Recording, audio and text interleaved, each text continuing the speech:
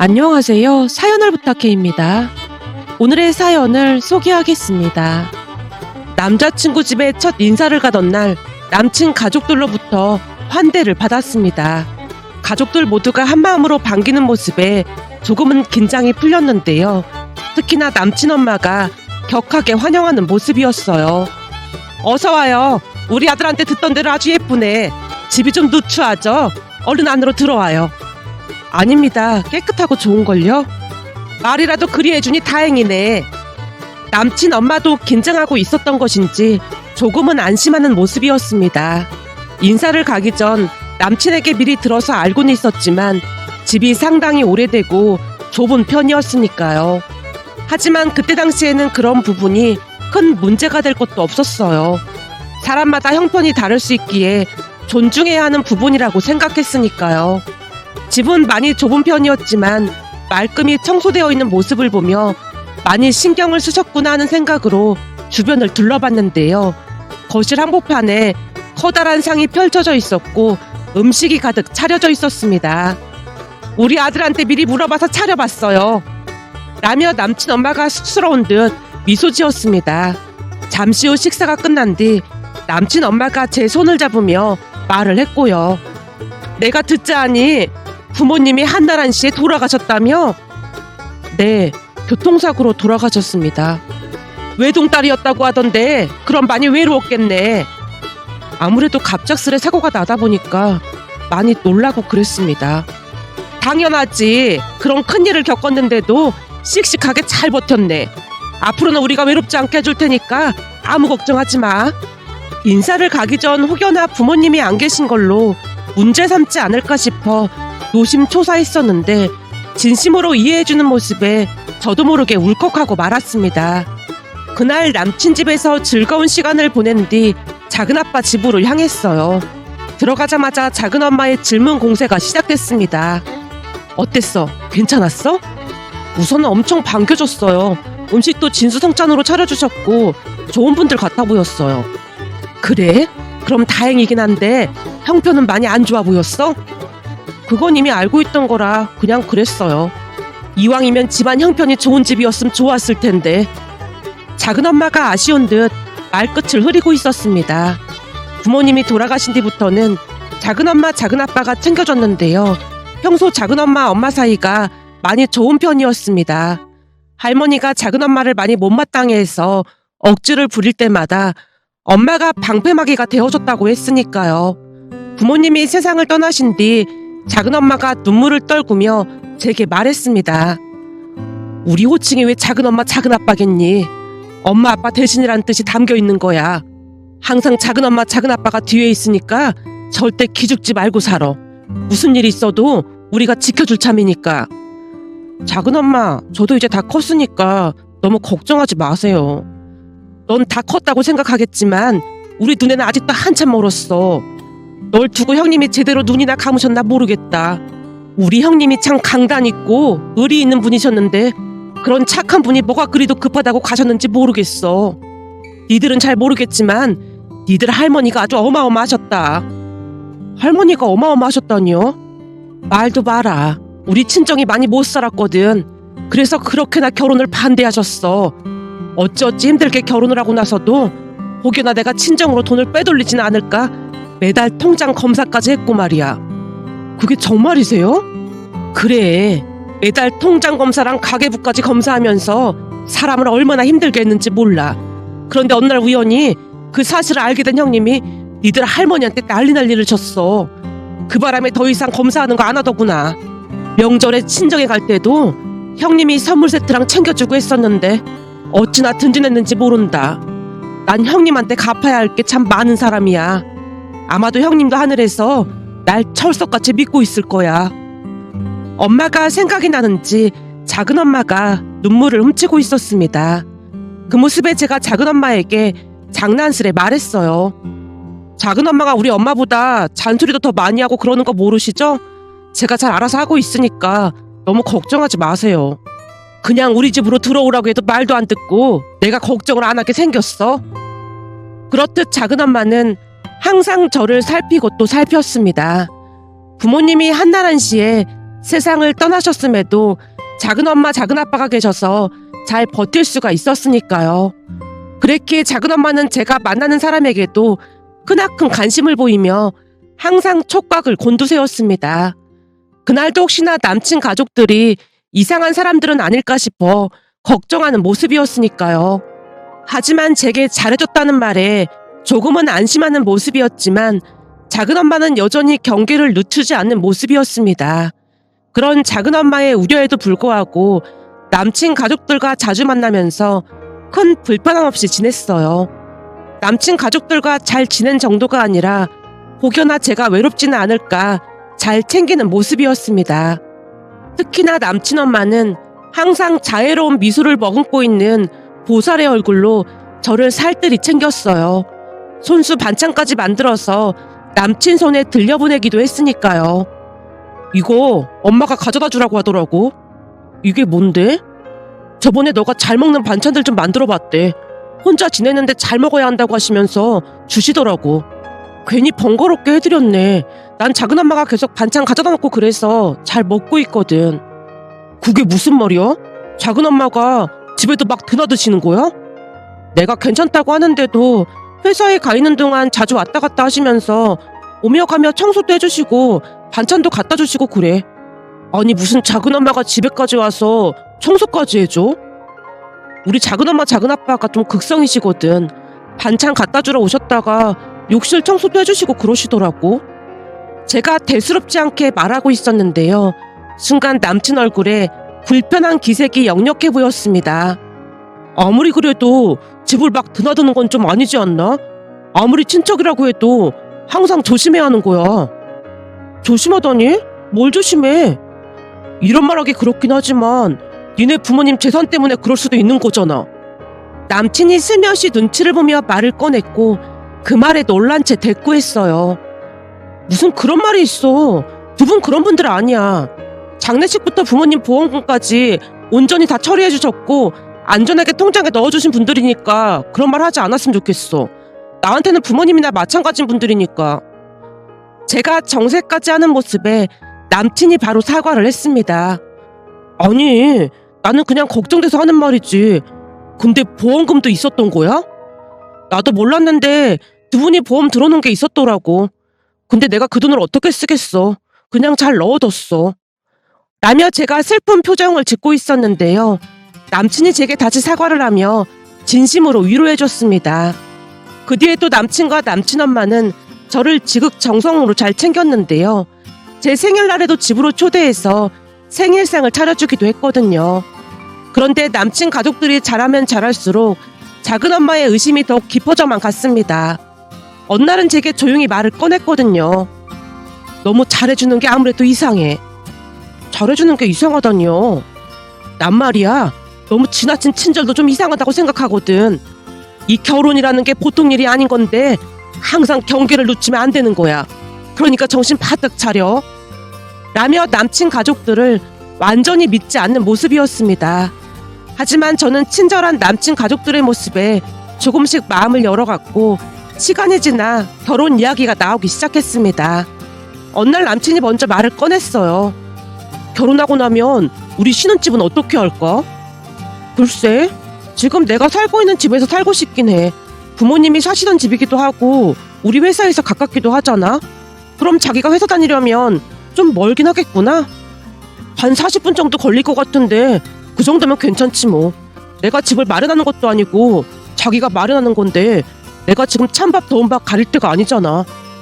남친이 잔뜩 눈치를 보며 미안한 듯 말을 했기에 제가 남친을 나무랐습니다. 우리 그런 소리 안 하기로 했잖아. 그렇긴 한데 너무 미안하니까 그렇지. 대신 혼수는 내가 다 준비해갈게. 혼수라고 해봐야 별로 할 것도 없을 거야. 괜히 번거롭게 하지 말고 꼭 필요한 것만 준비하자. 우리 집이 좀 잘 살았으면 좋았을 텐데 그렇지 못해서 미안해. 아무래도 집안 형편이 좋지 않았던 남친 입장에서는 미안한 게 많은 듯 해보였습니다. 그렇게 우리끼리 간단하게 이야기를 한 채 시간이 지나갔고 어느 날은 남친 엄마가 저를 불러서 남친 집으로 갔는데요. 항상 그렇듯 남친 엄마가 부드러운 미소로 반겼습니다. 잘 지냈지? 내가 반찬 보낸 건 잘 먹고 있니? 네, 반찬이 맛있어서 잘 먹고 있어요. 그래, 밥 굶지 말고 잘 챙겨 먹고 다녀. 네, 항상 챙겨주셔서 감사합니다. 라며 제가 진심으로 감사한 마음을 전했는데요. 그날따라 남친 엄마가 우물쭈물하는 듯 하더니 제게 물었습니다. 저기 말이다, 우리 아들한테 듣자 하니 신혼집을 지금 사는 집으로 하겠다고 했다며? 아, 네, 회사에서 가깝기도 하고 부모님께서 살던 집이라 그냥 살고 싶어서요. 그럼 우리 아들 회사까지 거리가 꽤 먼데 혹시 이 근처로 이사 올 생각은 없는 거니? 네? 이 근처로요? 그럼 제 출퇴근 시간이 너무 오래 걸려서요. 우리가 내내 생각해봤는데 이 근처로 이사와서 다 같이 지내면 좋을 것 같아서 말이야. 저는 그냥 지금 집에서 살고 싶습니다. 라며 제가 정중하게 거절을 했지만 그 뒤에도 남친 엄마가 계속해서 제게 이사를 하라고 설득했습니다.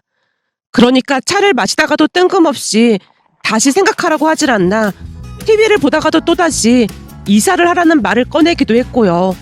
그동안 알던 모습과는 사뭇 다른 모습이었기에 낯설기까지 했습니다. 제가 당황한 채 어리둥절해 있자 남친이 말했어요. 엄마, 우리 아이스크림 좀 사가지고 올게. 갑자기 아이스크림 먹고 싶네. 밥 먹고 바로 먹으면 살찌고 몸에 안 좋은데 그냥 커피나 마시지 그래. 오늘은 이상하게 아이스크림 땡겨서 그래. 자기야, 얼른 갔다 오자. 라며 남친이 제 팔을 잡아 끄는 바람에 백을 두고 밖으로 나왔는데요. 우리 엄마가 한 말은 너무 신경 쓰지 마. 오늘따라 왜 저러시는지 모르겠네. 나도 좀 당황스럽긴 했어. 난 이 근처로 이사할 생각 없으니까 자기가 잘 좀 말씀드려줘. 그건 내가 알아서 할 테니까 너무 걱정하지 마. 남친이 확실하게 말을 해줬기에 안심이 됐습니다. 잠시 후 아이스크림까지 먹은 뒤 인사를 하고 백을 챙겨서 집으로 돌아왔는데요. 집에 들어오고 난 뒤 작은 엄마에게 전화가 걸려왔습니다. 지금 집에 온 거니? 네, 조금 아까 집에 들어왔어요. 그럼 잠깐만 기다리고 있어봐. 내가 집으로 갈 테니까. 지금이요? 혹시 무슨 일 있는 거예요? 우선 가서 얘기하마. 라며 작은 엄마가 급히 집으로 찾아왔습니다. 왜요? 무슨 일인데 그래요? 저기 사실은 내가 네 백 안에 녹음기를 넣어줬었거든. 네? 녹음기요? 무슨 녹음기요? 나도 안 그러고 싶었는데 영 찜찜해서 견딜 수가 있어야지. 그래서 네가 그 집에 간다고 하길래 백에 몰래 녹음기를 넣어뒀었어. 작은 엄마가 백 안에서 급히 소형 녹음기를 꺼냈습니다. 그 모습에 제가 놀란 채 물었어요. 이걸 왜 넣어두신 거예요? 돌다리도 두드려보고 건너라는 말이 있잖니. 어떤 사람들인지 확실하게 알아야 할 것 같아서 그랬어. 혹시나 이상한 사람들이면 안 되는 거잖니. 작은 엄마가 저를 걱정하는 건 알겠는데 아무리 그래도 녹음기까지 넣어두는 건 좀 아니잖아요. 제가 울상을 짓고 있었는데요. 그냥 어떤 사람들인지 알고 싶어서 그랬던 것뿐이야. 그러니까 그렇게 정색은 하지 말고. 녹음기를 넣어두라고 누가 알려준 거예요? 내가 한 걱정하고 있었더니 내 친구가 알려줬어. 세상에 이상한 사람들이 워낙 많다 보니까 요즘 이렇게 많이 한다고 하더라고. 제가 놀란 채 눈을 동그랗게 뜨고 있었지만 작은 엄마는 녹음기만 확인할 뿐이었습니다. 그 모습에 작은 엄마가 너무 심하게 집착을 하고 있는 게 아닌가 싶기까지 했기에 제 입장에서는 걱정이 될 수밖에 없었어요. 평소 작은 엄마의 모습과는 많이 다른 모습이었으니까요. 하지만 녹음기를 확인하던 작은 엄마가 긴 한숨을 내쉬었습니다. 내가 이럴 줄 알았어. 뭐가요? 이러니 내가 걱정을 안 할 수가 있었겠어? 라며 작은 엄마가 제게 녹음된 내용을 들려줬는데요. 남친과 제가 아이스크림을 사러 간 사이에 남친 엄마가 남친 여동생에게 하는 말이 고스란히 녹음돼 있었습니다. 녹음 내용을 간단히 추려보자면 착해 빠진 줄 알았더니 그것도 아니네. 고집이 아주 보통 고집이 아니야. 그러게 말이야. 내가 보기엔 이 근처로 절대 이사 안 올 것 같던데 어떡할 거야? 어떡하긴 뭘 어떡해. 무조건 이쪽으로 이사시켜야지. 우리 동네 집값이 엄청 싼데 그럼 나머지 돈은 다 남는 거 아니야. 아무래도 우리가 만만하게 행동했더니 이게 우리를 우습게 하는 것 같아. 그럼 어떻게 할 건데? 괜시나 잘못하면 완전 좋은 게 놓칠 수도 있잖아. 오빠가 그러는데 그 여자 부모님 사망보험금? 그것도 꽤 있다고 하더라고. 그러니까 무조건 오빠랑 결혼시켜야 해. 그래야 나도 결혼할 거 아니야. 엄마, 의사 사이 보고 싶으면 이번에 똑바로 해야 해. 오빠 결혼 잘못되면 나도 완전 끝이란 말이야. 내가 보니 우리한테 이미 넘어와서 이제는 조금씩 압박 강도를 높여도 될 것 같아. 부모도 없는데 우리가 강하게 나가면 지가 어쩔 도리가 있겠어? 라는 말이 녹음되어 있는 게 아니겠어요. 녹음된 내용을 듣던 중 놀란 채 바들바들 떨고 있었는데 작은 엄마가 저를 안심시켰습니다. 봤지? 내가 괜히 그런 게 아니야. 왠지 느낌이 너무 안 좋더라니까. 그리고 보험금 얘기는 뭐하러 꺼낸 거야? 아니, 말을 하다 보니까 어쩌다 나온 건데 이럴 줄은 진짜 몰랐어요. 됐어. 덕분에 저 인간들 본심을 알게 돼서 오히려 다행이지 뭐. 작은 엄마가 굳은 표정으로 녹음기만 노려보고 있었습니다.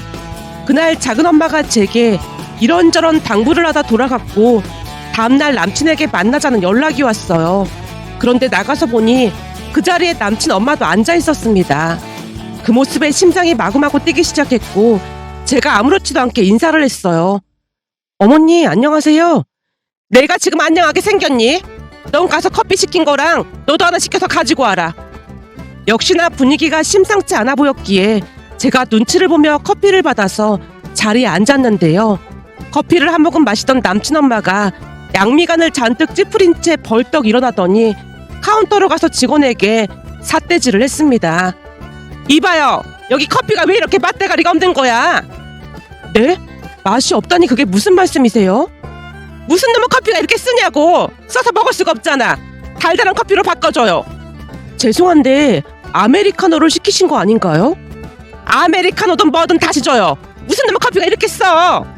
남친 엄마가 막무가내로 커피를 바꿔달라고 떼를 쓰고 있었고 직원이 난감한 표정으로 어쩔 줄을 몰라 하고 있었습니다. 그 모습에 제가 다가가 남친 엄마를 말렸어요. 어머님, 제가 마셔봤는데 아메리카노 맛이 맞거든요. 그러니까 가서 앉아 계시면 제가 달달한 커피로 다시 주문해 갈게요.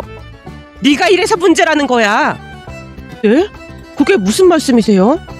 그냥 바꿔달라고 하면 되는 거지 커피를 왜 또 사? 그렇게 안 봤더니 돈도 아주 그냥 펑펑 쓰고 다니는구나.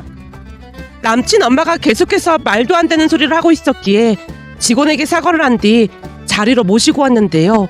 분명히 남친도 다 봤을 텐데 모른 척 딴청을 피우고 있었습니다. 자리에 앉자마자 남친 엄마가 제게 불같이 화를 냈고요. 너 말이야 아주 큰 잘못한 거다. 네? 잘못이요? 넌 지금 이 상황에 저 직원 편을 들었잖니. 그동안 가족이라고 그렇게 말하고 다니더니만 어쩜 이럴 수가 있는 거니? 그건 아닌 것 같은데요? 아니긴 뭐가 아니야. 아메리카노는 원래 쓴 커피인데 그걸 바꿔달라고 한 거 자체가 잘못된 게 아닐까요? 뭐? 이제 보니 네가 날 아주 우습게 생각하고 있었던 게 확실하구나. 평소와는 다르게 남친 엄마가 공격적인 모습이었어요. 어머님, 제가 무슨 잘못이라도 했을까요? 너 말이야, 우리가 잘해줬더니 우리를 아주 우습게 생각했더라. 그게 무슨 말씀이세요? 저는 그런 적 없습니다. 없긴 왜 없어. 그러면서 신혼집을 네가 살던 곳으로 할 생각을 해? 거기에 신혼집을 하게 되면 우리 아들 출퇴근 시간이 엄청 오래 걸리는데 그 출퇴근이 얼마나 힘든 줄 알긴 아는 거니? 그래서 말인데 네가 살고 있는 그 집 팔고 신혼집을 우리 집 근처로 해라. 에? 그럼 제 출퇴근 시간이 엄청 멀어지는걸요? 그 정도는 감수를 해야 하는 게 맞는 거 아니겠니? 아까는 어머님 아들 출퇴근 힘들어서 안 된다면서요. 근데 저는 힘들어도 되나 보네요. 순간 어찌나 어이가 없던지 제가 되물었는데요. 평소 말대꾸 한 번을 안 하던 제가 꼬박꼬박 말대꾸를 하는 모습에 남친 엄마가 많이 놀란 듯해 보였습니다. 너 지금 막 나가자는 거니? 막 나가자는 게 아니라 현실적으로 말씀드린 것 뿐이잖아요. 거기다 너 말이야, 우리 아들한테 혼수 내오라고 했다면서? 제가 집을 해가는 거나 마찬가지인데 그거야 당연한 거 아니겠어요? 혼수를 여자가 해오는 거지 남자가 해오는 경우가 어디 있어. 말씀드렸잖아요. 저는 집을 해간다고요. 저도 지지 않고 맞받아쳤고 남친 엄마가 다시 당황한 모습이었습니다. 너 집 해온다고 생색내는 거니? 어쩜 대놓고 그런 말을 할 수가 있는 거니? 우리 집 사는 게 이꾸라지라고 무시하는 거니? 남친 엄마가 고개를 숙인 채 눈물을 찍어내고 있었습니다. 하지만 저를 압박하기 위해 안간힘을 쓰고 있다는 생각만 들 뿐이었어요. 결국 제가 다시 입을 열었습니다. 지금 제가 살고 있는 집은 부모님이 사시던 집이기도 하고 제 직장에서도 가까운데 굳이 그쪽으로 이사를 하라는 게 이해가 안 돼서요. 넌 어쩜 그렇게 생각이라는 게 없니? 너 그 집에서 살아봐야 좋을 거 하나 없어. 그건 또 무슨 말씀이세요? 죽은 사람이 살던 집이 뭐가 좋다고 거기서 산다고 그래? 그때쯤 남친 엄마는 이미 이성을 잃은 듯해 보였는데요. 센 모습을 보여주기에 안간힘을 쓰고 있는 것 같아 보였어요. 그게 무슨 말씀이세요? 내 말 못 알아들었니? 네 부모가 비명 행사를 했다는데 그 집 기운이 좋을 리가 없잖니. 그러니까 우리 부모님이 아끼다 뭐 그런 말인 거네요? 넌 뭘 또 그렇게 꼬아서 듣는 거니? 그렇게 안 봤는데 부모가 없어서 그런 건가? 피해의식에 쩔어 있구나. 암튼 내가 여기저기 물어보니까 그 집에서 살아서 좋을 게 하나도 없다잖니. 그니까 그냥 우리 집 근처로 이사해. 그럼 다 해결되는 거잖아. 귀신보다 사람이 더 무섭다는 말이 이래서 있는 거네. 라며 제가 백에서 휴대폰을 꺼내서 남친 엄마와 여동생의 대화 내용을 재생시켰는데요. 가만히 듣고 있던 두 모자의 얼굴이 사색이 되어 있었어요.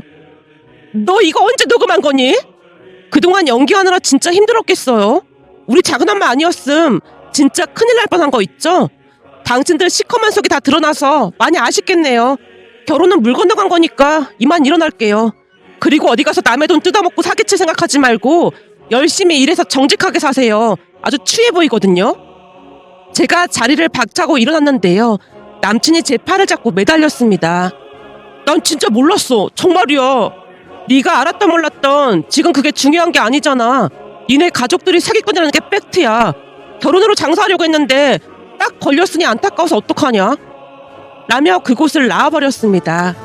그 와중에 두 모자가 다투고 난리도 아니었어요. 그 뒤에도 전 남친이 수시로 연락을 해왔기에 한동안 저는 작은엄마 집에 머물면서 안정을 취했습니다.